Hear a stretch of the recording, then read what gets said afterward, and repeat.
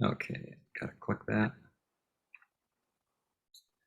Hello. Today I'm joined by Ray's gone. My name is Anne-Marie Pym, and today I'm joined by Joe Bailey. Joe is a licensed psychologist. His career has involved being a marriage and family counsellor, a university teacher, a therapist trainer, and a consultant. He is co-creator of the Inner Life of Healers program at Minnesota Medical School, developed Arizona Resiliency Program, worked in hospital systems to affect culture change in Michigan and Minneapolis. And he's written the book Slowing Down to the Speed of Life, The Speed Trap, Slowing Down to the Speed of Love, Fear Proof Your Life. And he's currently working as a coach, public speaker. He runs seminars and retreats, and he's a business consultant. So thanks for coming, Joseph. It's good to be here. We're all warmed up. So I'd just like to start by asking you how you got involved in the three principles and if it changed your life in any way. Well, that's an understatement.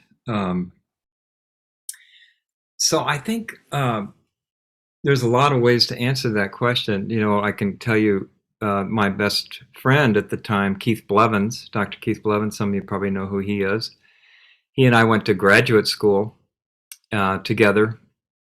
And for 4 or 5 years prior to 1980, he kept sending me Sydney Banks tapes. And I was very totally immersed in family systems therapy and Gestalt therapy and all these therapies that take you back into the past. And so I thought it was kind of fluffy, you know, just this is, you know, he was living in California. I thought, oh, this is some sort of new age thing. And I would immediately throw the tapes in the wastebasket and never listen to them. And so, but he was persistent. Joe, you really need to learn about this psychology. It's going to change psychology tremendously. It's what you and I have always been looking for. And I, you know, so I would, you know, kind of, but I was busy in my private practice. I was pretty successful for my age. I was in my early 30s. I had a nice private practice going, doing lots of teaching and training, seminars and that type of thing. And so I was pretty full of myself, to be honest. And my pride got in the way of wanting to hear something completely different. I didn't want to start all over again. And but he didn't give up. And then one October in 1980, he called, and with his wife on the phone this time, it was a duo. They were going to gang up on me. And Valda says, well, by the way, Joe, why don't you come to Florida to hear Sydney Banks? He's going to be speaking at the medical school. And we have this really lovely woman we want you to meet. And her name is Michael, and don't let that throw you off. She's not a guy. We think that you two would really hit it off. And so for whatever reason, I don't know if it was Michael or I was in a different place, but I felt almost like a magnetic pull to say yes. And so I said, oh, yeah, okay, it sounds good. It was winter in Minnesota. It was beautiful Miami. It was warm and sunshine. So that was what my intellect said, but something beyond that pulled me. And I didn't know what that was. But it was beyond my intellect. It was beyond me personally. It was like a spiritual force pulling me there. And so I went to Florida. And on the first day, I got there early, and later that day, my wife Michael's flight was getting in. So I went to the airport with Keith to pick her up. And when I saw her, it was like, wow. It was just love at first sight. So it was just like lightning bolt falling in love immediately. It was very, very strange. And so we just hit it off, and we went for all these long walks, and you know, I won't get into the details, but we were very attracted immediately. So that happened in the afternoon, and then that evening we went to Florbel Suarez's house for a dinner, a lasagna dinner, and there were, Roger Mills was there, and Rick Suarez and Keith Van Valden, several of the nurses, Karen Miller, and some of the people early involved in the three principles, maybe a dozen people, and Sydney Banks with his wife. And so that night I met Sid Banks for the first time. And we had a nice meal, and everybody was chit-chatting, and I'm being like a psychologist, family therapist, interviewing anyone. So what position in the family are you? And, just my old bullshit, pardon me. And I was just doing what I do, my habit, and then all of a sudden Sid started to speak.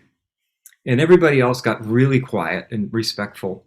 And I just kept talking to the person next to me, not noticing that Sid had started. Someone finally kind of elbowed me.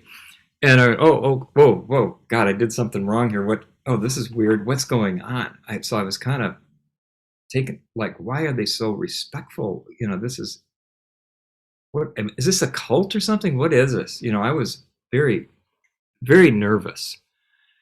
And then he started speaking, and I don't, for the life of me, know what he said, but I had a dual reaction to everything he said. When my heart was like exploding with hearing the truth, the simplicity, and the just the spiritual energy behind it was very powerful. My intellect, on the other hand, wanted to run the hell out of the room as fast as I could.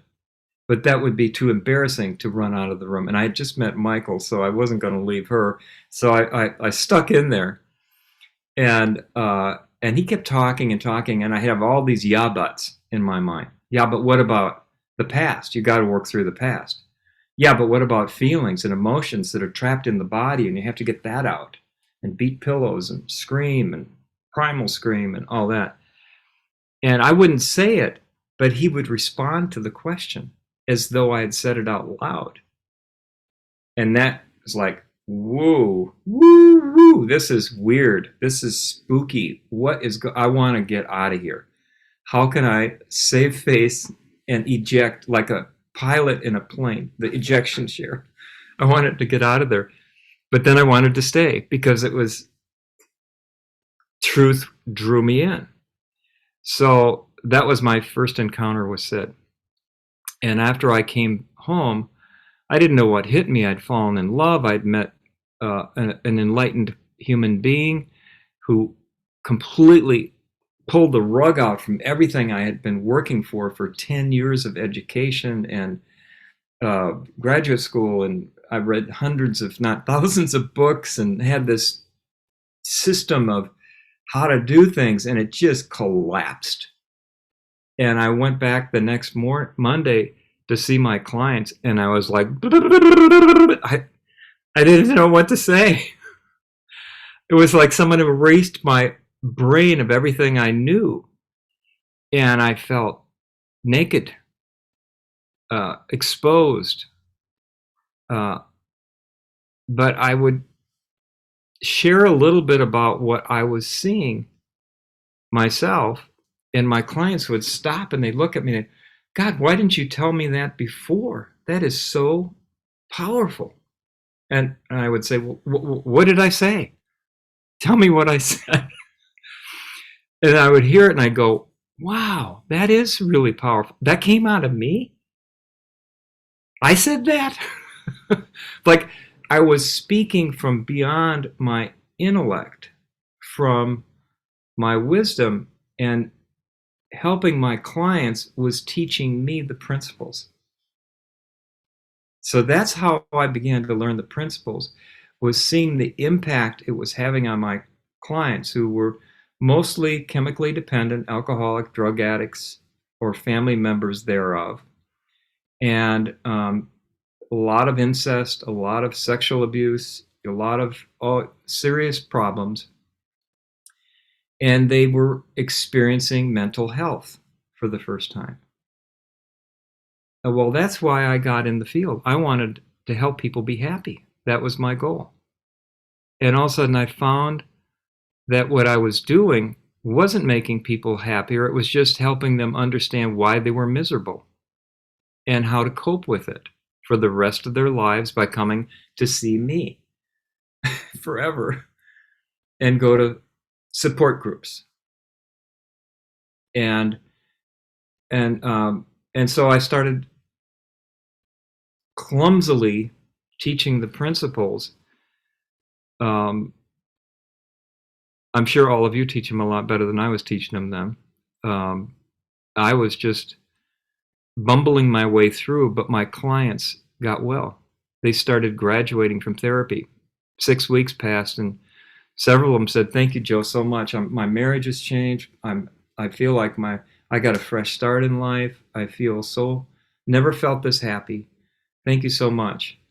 And so I was losing clients because I would keep them for years, right? They were graduating. Well, that never happened. And all the other therapists in the building, my clients would sit out in the waiting room with their clients, and my clients would come out of the sessions laughing and smiling and holding hands if it was a couple. And they would come out crying and angry and upset, and they just started looking at my clients and saying, what is your counselor telling you? And they would get curious and, oh, this is wonderful. I've found the secret to happiness and healing from my past, and I've got myself back. And they would transfer to me. So that I wasn't very popular with the other therapists because they were losing their clients, but they were curious. What the heck happened to Joe Bailey? Because I was this miserable, whiny guy before, and all of a sudden I'm happy, and most of them thought I was smoking pot. Had to be that. He's probably hitting the pipe, you know, or he's joined a cult or something. So there are all these rumors about me. So I decided to invite Dr. Roger Mills to the University of Minnesota to give a talk about this new psychology. And I invited all the therapists I knew, and about 100 people showed up. So they saw something was going on. They didn't know what it was, but they were curious. And Roger spoke, and most of them just went, "Well, this is just a bunch of hooey," and they just, But Chris Heath was the one person that heard something out of that whole group. And so we started working together and training counselors. We had a supervision group with counselors because they wanted to learn what we were doing. And then our practices grew so fast that we had to move to an old mansion. We rented an old mansion, and we hired a staff, and we got licensed as a mental health center. And over the years, we treated over 5,000 people. And it just exploded. And and Chris ended up moving to Hawaii and starting a clinic there. And so I stayed in the cold country because I like the cold. She doesn't. I get to visit Hawaii though a lot, and it was just an amazing miracle after miracle of people with severe mental illness and addiction and broken marriages and all this, just so many incredible stories. And so I found what I was always looking for as a psychologist was how to help people have mental health, to be happy, to have a good life. And as they say, the rest is history. That then my work took me all over the world. I've written 6 books now. This is my latest book, Thriving in the Eye of the Hurricane, just getting great reviews. And I just am so grateful to be able to share this with the world. I just feel like I hit the lottery, or, inherited a gazillion dollars or something. I feel so lucky. So that's maybe more than you wanted to hear, but No, that's fine. I'm just thinking, if somebody was watching this, so it's Christmas season now, or holiday season approaching, and everyone's supposed to be happy at Christmas and holidays, and I think that can put pressure on people who aren't that happy with their lot for whatever reason.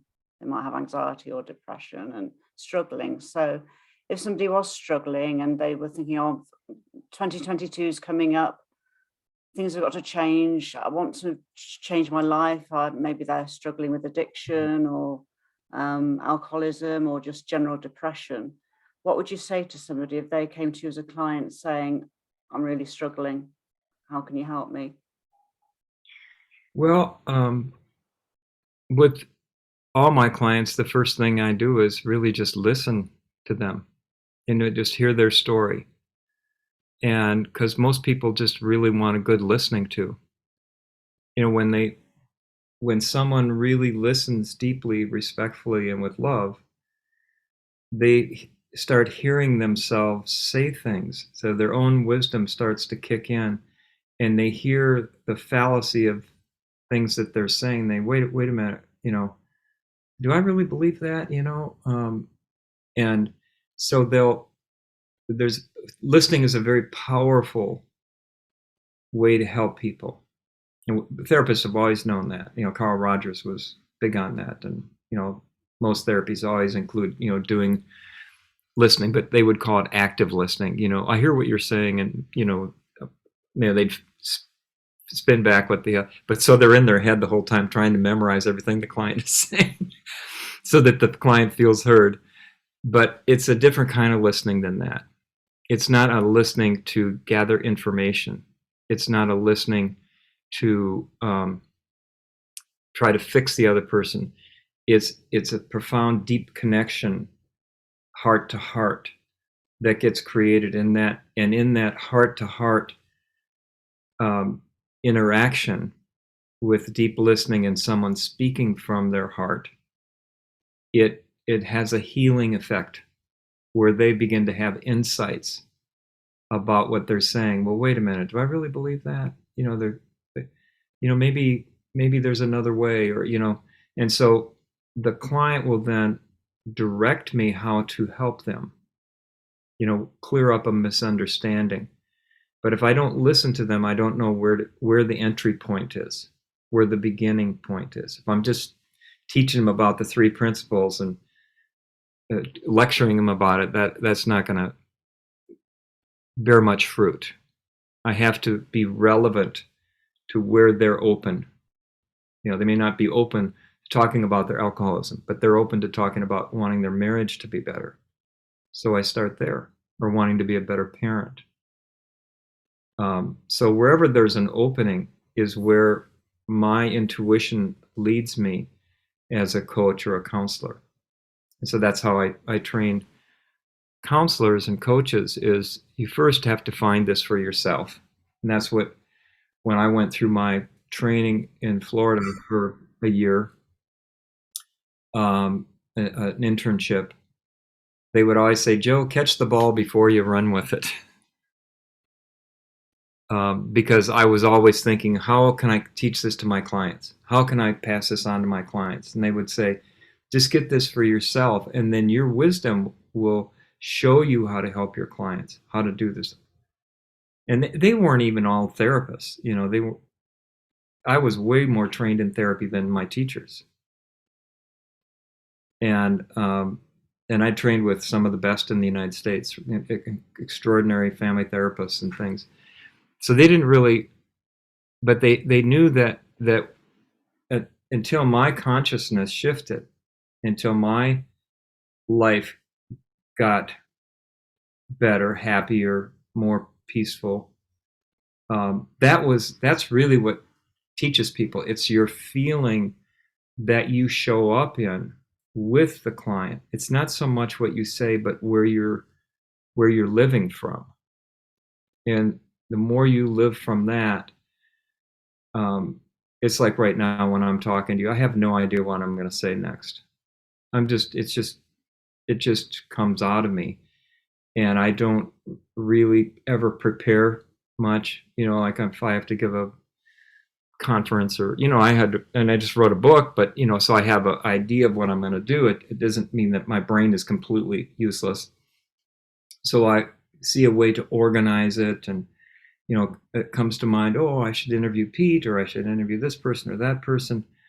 So my intuition will come up with practical things to say or the order of things, but that's a natural, inspired order rather than a contrived intellectual order.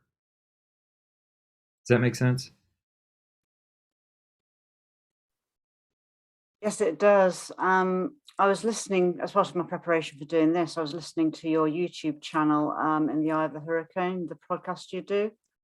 Mhm. And I was listening to Judith Sedgman on it, and she was talking about neighbours, and my ears pricked up because, as Pete knows, I've had problems with my neighbour recently. And she talked about two stories. One was her neighbour who she got on really well with, and then she found out this neighbour had different politics to her, and then she was thinking, oh, I can't talk to her anymore. But then she sort of parked that thought, got over that thought, and just sort of managed to maintain the relationship with her. And then the other story which really resonated with me was when she was talking about this neighbour who nobody liked, who used to shout at everybody. And she shouted at Judith once for her dog urinating on the lawn. And Judith said, well, she decided to take a slightly different route when she goes out with the dog, so she doesn't go anywhere near her lawn. But then she started to talk to her. And this woman was still being a bit on the aggressive side. And then she said, did you used to have a dog? And she said, she just started crying. And she told Judith that her dog had died, and it died round about the same, or it was killed, and it died around about the same time as her husband died. And it made me think of my own father, because he died in 95. He was a lot older than my mother, born in 1923. And I always wanted a dog while I was growing up. And I used to ask for a dog. He'd always say no, so I didn't get a dog.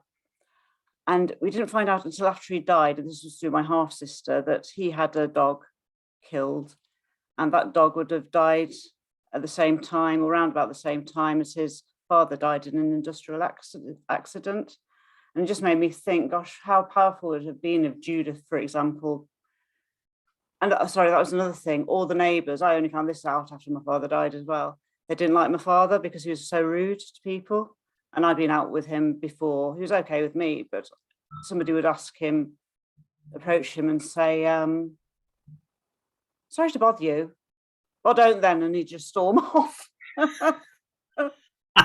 I was mortified. Why are you talking to me like that? So, and my mother was totally different, or is still totally different. She's very outgoing and sociable. And I'm just thinking, I think my father had a lot of pain, but he sort of buried it all. I think he probably was very depressed, but undiagnosed, because we didn't really know him, even though he's my father, he's my mother's husband. And even my half sister, she didn't know that his father had been killed in an industrial accident. She just knew about the dog, for example. So I don't know where I'm going with this. I'm just thinking, I suppose it all comes down to love, doesn't it? And if you give love, eventually you can win people around, or maybe see a softer side of them. And I think that's what I heard when I was listening to Judith talk about it. Yeah. She, Judith was really listening deeply to that woman. Yeah. And then when you're listening deeply, it's almost like the channel to your wisdom opens up. And it just came out of her mouth. Did you ever have a dog? Right? Mm. Now, where did that come from? I would say divine wisdom, the universal mind. We call it intuition, instinct, insight, lots of names for it. But when we're listening with our heart, listening from the heart rather than the intellect, things occur to us to say that are from out of the blue, beyond our personal knowledge. And that's the even before I learned the principles, when I would do counseling with people, every now and then I would say something that was totally out of the blue, and it would impact the client but I wouldn't remember what I said. But I would always do a closing interview with clients on their last session and ask them, well, what was it that helped you? What was it that you got from this? And it would always be something that I would say that had nothing to do with my training. It was something that just came from out of the blue that impacted them. So when I met Sid and I learned about how the principles work and how we're living in a world of thought, and that we have this innate resilience, this innate wisdom that can never be destroyed, um, and is a universal knowledge.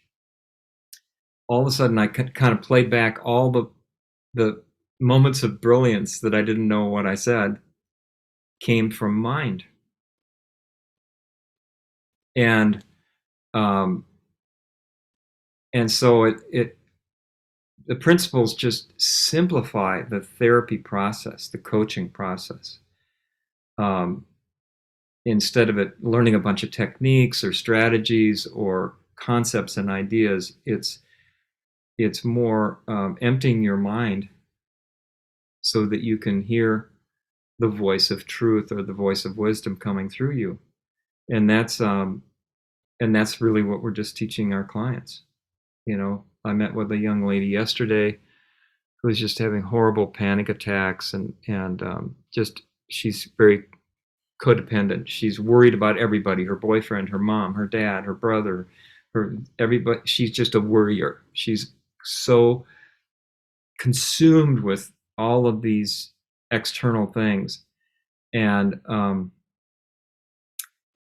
she I don't know, I just listened to her,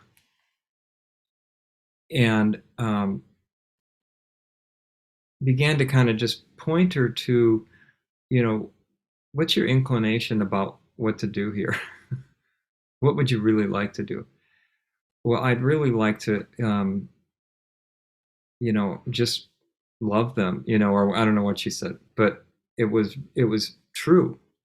But instead, she was doing all these things to try to change them, so she would be less anxious. And of course, you can't change another human being. That's futile. So she started having some realizations that the best she could give another human being is to really be there for them in love and just really listen to them rather than trying to fix all their problems. And so that, it's the process of helping other people is the same as the process of living your own life. It's just being knowing that all the answers you seek are within. All the solutions to all your questions lie within. And in the quiet mind, when our mind settles down, we hear the voice of truth coming to us. And it's tailor made just for you, just for you, just for you. So it's very pinpointed. It's the same way nature works. Every plant is different. Plants seem to grow better in this type of soil and that type of soil. How do the seeds know to go there? How do the animals know to grow more fur when there's going to be a colder winter? I mean, how does that happen? How does nature adapt to climate change, uh, changes of the seasons? There's an intelligence behind everything. We can call that God. We can call that higher power. We can call that the universal intelligence. You can call it mind. You can call it whatever you want to call it. You know, uh, and every part of the world that I've spoken in, people have had. I've spoken in India and I've spoken in Africa and different countries about the principles, and they always say, "Oh, that's just like what Muhammad said," or that's just what the Buddha said, or that's just what in the Upanishads or in Zen. It's the Zen koan is really there to get you to get out of your head, get out of your thinking. I always thought it was if you figured it out. No, it's like when you quit figuring it out, then you get it. And so every religion, every practice that had its roots in someone having a similar experience to Sid and an enlightening experience. Even the 12 steps with Bill W, same thing. But then people try to turn it into a technique or a ritual, and it gets organized into a religion or a program, and then you kind of miss the whole point. And that's why most of the wars fought in history were over whose God is the real God, which religion is the real religion. Well, so the Muslims and the Christians fight, or the Moors and the Spaniards, or it's just people disconnected from the truth of who they are. And it's so people who are really spiritual from the Native American tradition or the Muslim tradition or the Jewish tradition or the Catholic tradition or any of these religions, you get them all together and they all are of like mind because they're all coming from the same source, just a different language, a different culture. So that's what I love about the principles, is that they unify the incredible amount of division that's in the world, right? There's so much division, whether it's that your neighbor who voted for the other party, or you're in a different religion, or you're a vaccinator or a non-vaccinator, or you're wear a mask or not wear a mask, or it's just I was talking to my son last night and trying to sort out Christmas with our grandkids, and some are vaccinated, some aren't, some don't believe in it, blah blah blah blah blah. And I said, well, what grandma and grandpa want is we would really love to be with the family this year, and so if you don't want to get vaccinated, that's your choice, but if you don't, we'd like you to get a test beforehand so everybody can feel safe and relaxed around each other. Oh my God, there's just all this blowback, and it's like, oh, is he trying to get us to be vaccinated? It's just, and so I said to my son, I said, all of our differences, they don't matter. I just love you, and let's not let any of these differences ever get in the way of that. That's what's really important. And it was just a really sweet little conversation, but it got really kind of get into your belief systems, and it gets really. Can anybody relate to that? Yes, they used to be a saying, don't talk about politics or religion. And I suppose there's some truth in that, because they seem to be very contentious issues if you are on a different side to somebody else. But that's why I like the three principles as well. I mean, I've had people try to tell me it's a cult, and I don't know any cult leader who would tell people to practice their own religion. Which Sydney, I know he didn't want to be a leader anyway, but Sydney Banks, I know he said, just carry on practicing your own religion, because they're all saying the same thing. Yeah. Yeah.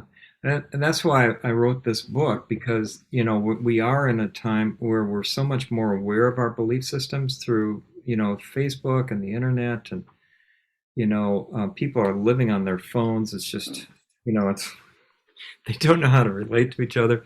And so people are kind of, by the way, and this, Pete, you're a computer guy, the way algorithms work, whatever you're interested in, they'll give you more of that. And so people get more deeply into whatever they believe, and more firmly and more radically. And so it's creating all this division. Now, it started with a good intention to connect people. Facebook was to find a date. A bunch of nerdy kids in college invented it, Mark Zuckerberg, or whatever his name is, and the other guy, they invented it to because they didn't know how to have a date,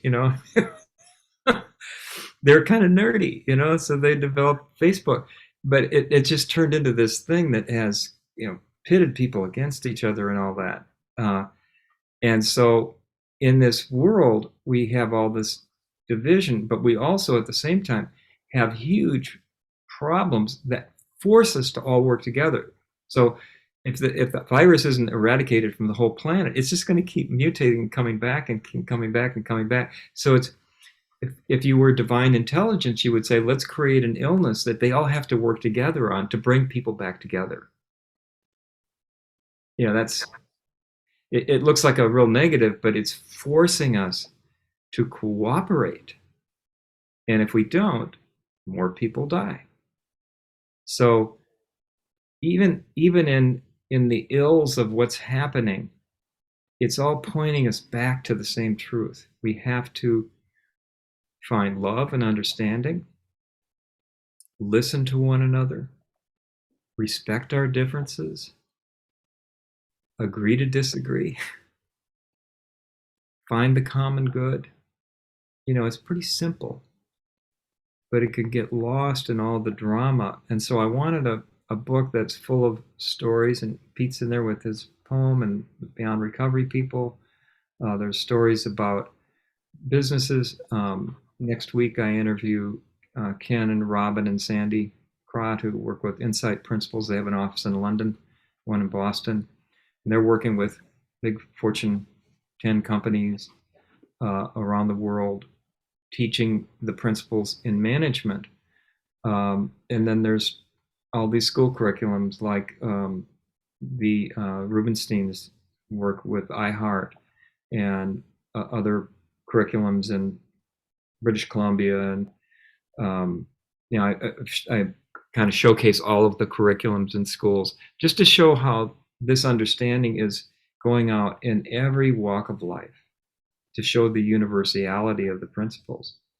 And it's often through stories that people get, if you try to just teach them the principles, even though that's in the book, defining the principles and the process of transformation and the resilience and all that, it gives people kind of a handbook on the principles. But the most of it is stories to illustrate and inspire and to kind of hit people without them trying to figure out what I'm saying. And so I think it's really going to be effective in that. I think it's really going to help. At least that's the feedback I'm getting. Wow, this is the best book you've ever written. It's so much clearer. The examples are so powerful. And so I just want to do my little part to try to help the world here with this understanding, because it is going out all, it's in the last annual conference, there was like 38 countries there. Wow. 38 countries. That's amazing.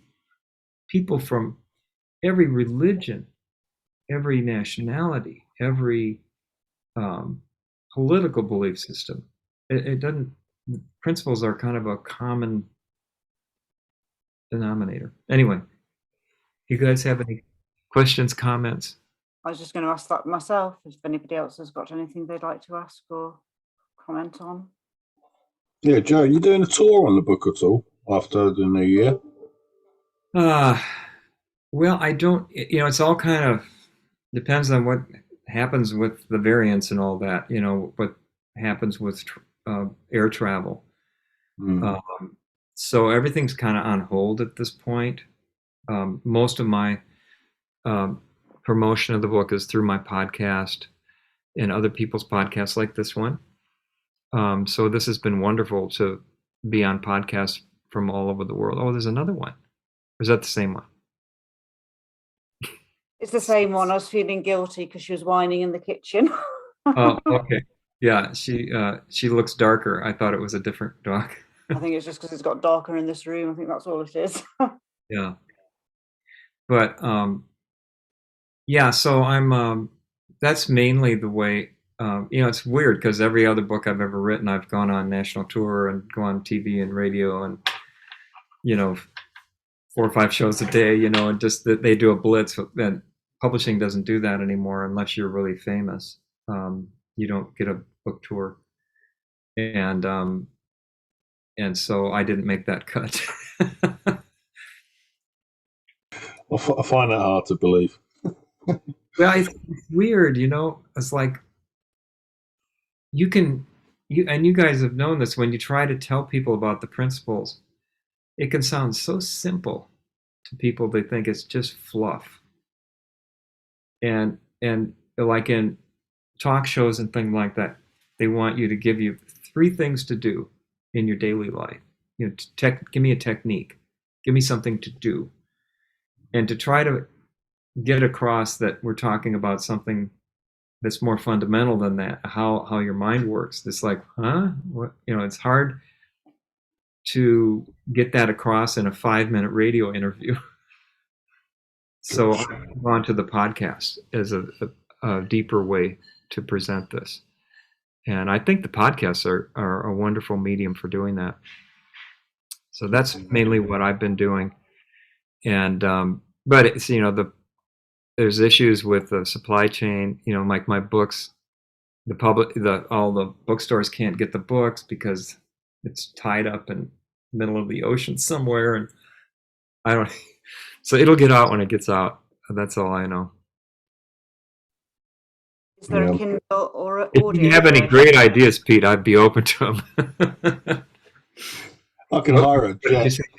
Sorry. Sorry, I was just saying, is there a Kindle or an audio version? It's on Kindle, it's on Audible. Yeah, so you can all get that. And it's on, you know, it's in the Barnes and Noble online or Amazon or all of them, you know, all of the ways that people buy books. The book repository, they have my books in all kinds of languages and stuff. So yeah, my book, Joe, is actually due on the 15th of December. So it is. You what? My copy of your book's due to me on the 15th of December, so it is actually getting through. Yeah, in the UK, it was coming out on the middle of December, right? Oh, Yeah, that's great. That's great.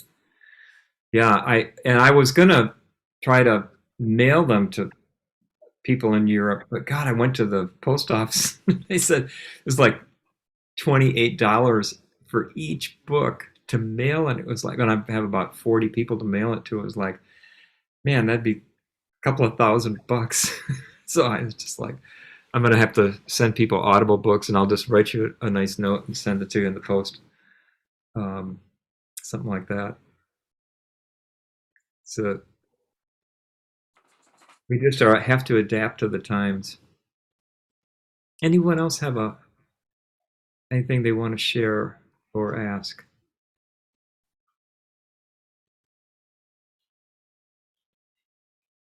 I just wanted to say, Joe, it's been great listening to you as always, and it just reminded me of what Sid always said: only share your story. Don't try and share something you don't know, because it's not going to come from truth. So it just reminded me. So I appreciate that, Joe. Did you hear Sid's talk on Sunday that 3PG put out? You were Yeah. on. Did all of you hear that? Yeah, it was great. Really, an incredible talk. It's really, Shane Kennedy videotaped all of Sid's talks. He and Beebe, what's his first name? Jason Beebe. Videotaped all of his talks, and so they have them all archived, and so he's starting to release all of these just gems of Sid's talks, because there's hundreds of hours. It's like kind of like watching the Beatles tapes come out, you know. You know, those old tapes have been in a vault for 50 years. They're bringing out. I'm a big Beatle fan. I got to see the Beatles. I didn't have to even go to the England to see them. Did you see the Beatles? I haven't. I'm not old enough.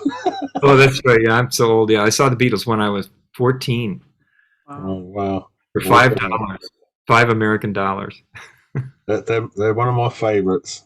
And Paul McCartney. Yeah, love them. Yeah.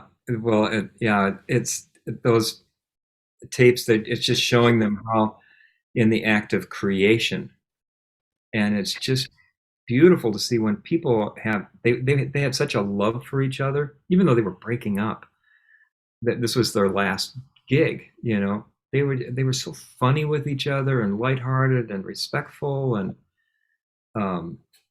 it was magical to watch how they would 4 minds could create one song, and they'd all add something, you know. It's just a great example of when when two or more are gathered in my name, there I am. That biblical saying. It's like when people are together from that common spirit, there's a flow of, in their case as musicians, of music and lyrics that came out. And they asked Paul on there, well, how do you come up with these songs? How do you do this? He says, I don't know, man. It just comes to me. I just hear it in my head, and then there it is, and I start plucking it out. I try to do what I hear in my head. Hey, mate, I don't know how it happens. So it could be Sid Banks, just the great musicians. It's almost like they're taking notes from the divine. Mm. They're in Beethoven would hear the whole symphony like that. It's the same message as well from most of their music, isn't it? Love and peace and Love, yeah. Yeah. All you need is love. Da, da, da, da, da. Don't you take that out of the recording if you can. Okay. I wrote a song about the book. Do you want to hear it? You wrote a song. I'm not going to sing it. Oh, go on. No, I don't have the music yet, but here's the song. My mind is like a hurricane. I'm feeling out of control. My thoughts are overwhelming me, and I don't know where to go. I'm living in the fast lane. It's driving me insane. Can't stop my thoughts from spinning. I'm lost inside my brain.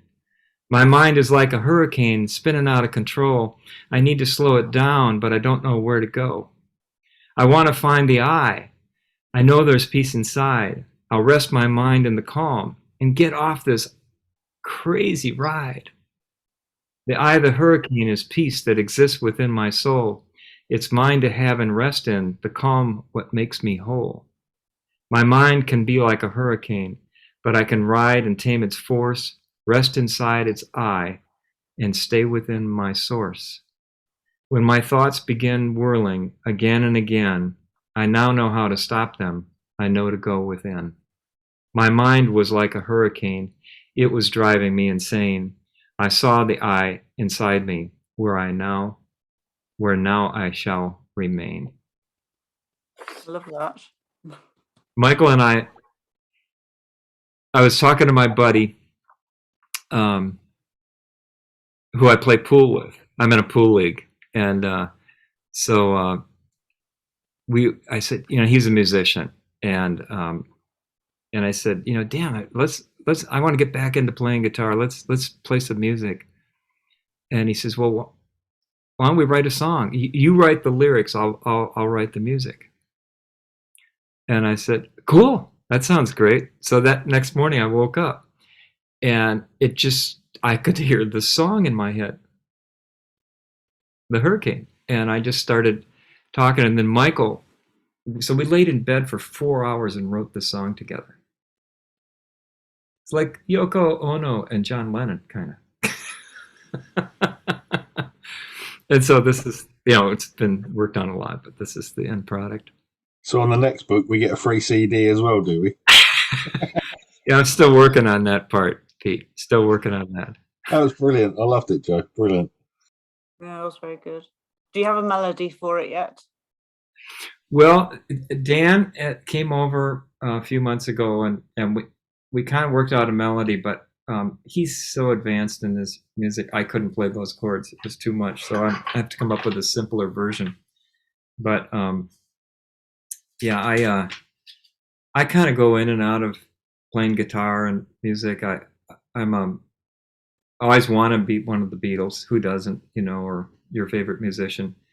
But my life's been consumed with other things.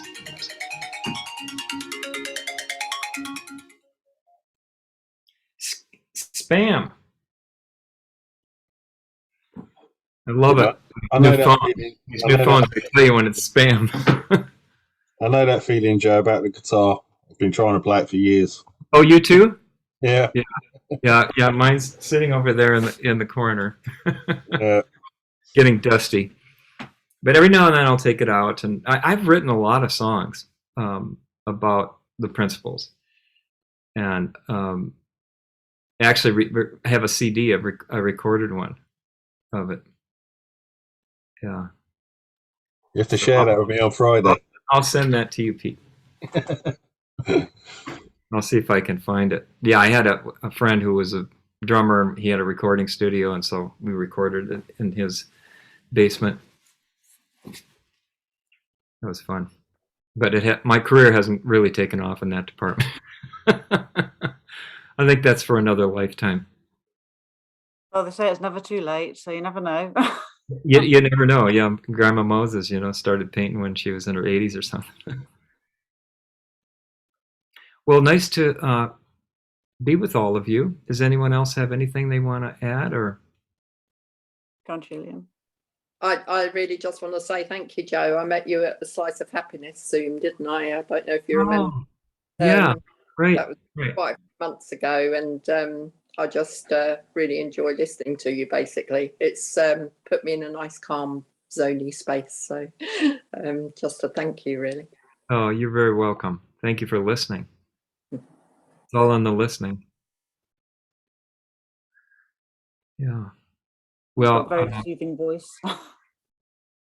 well, I hope all of you have a wonderful holiday and just an amazing new year, and that we can all come together this next year as a human race and find some true peace and love. Yeah, thanks, Joe. Peace, Thanks, it's all, Anne-Marie. it's all Thank peace you. and love, as Ringo would Peace say. out. Peace and love. Peace and love. Thank you very much, Joe. Bye-bye. Goodbye. Bye. Thanks.